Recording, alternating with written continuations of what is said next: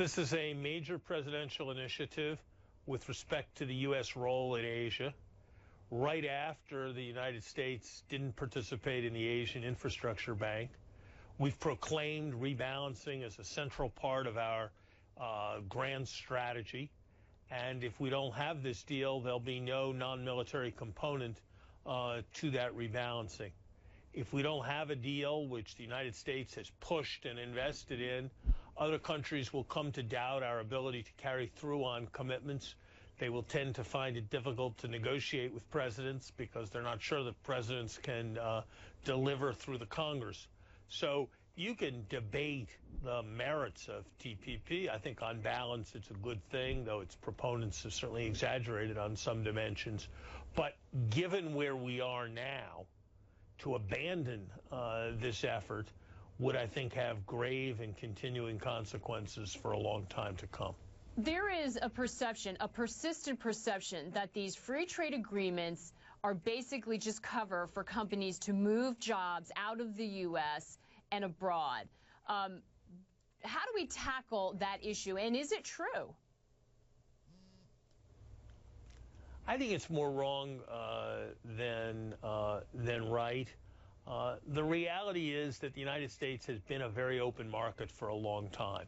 And so if companies want to produce abroad and sell into the American market, they have had that ability. They don't need this agreement to be able to do that. What this agreement does do is create more permissive regimes for us to sell into the countries in Asia.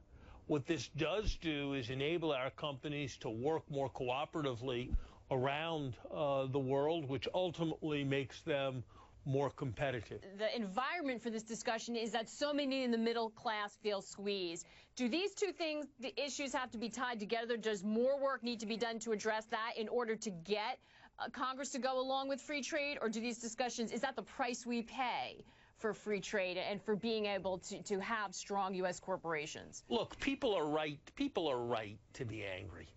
They don't have the family benefits that people in other countries do. They don't have the vacation benefits that people in other countries do. They don't have the assurances about health insurance that people in other countries do.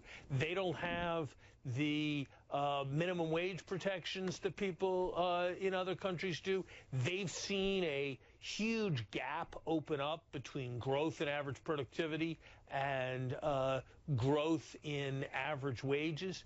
They've seen construction work collapse and the public sector take advantage of that moment to further collapse construction work by crushing infrastructure spending. They've seen the drying up of credit so that people whose credit hasn't been perfect can no longer afford to buy homes.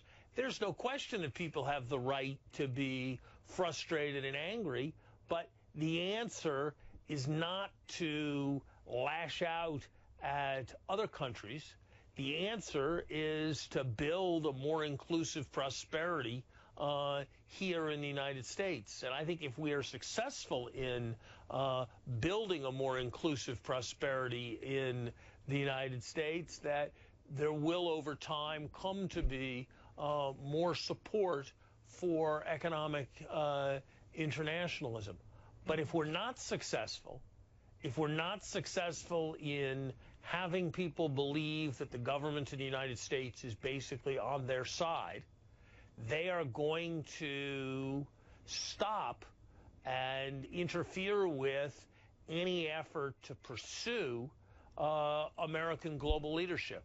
And that, I think, would be very, very costly for the United States and for the world.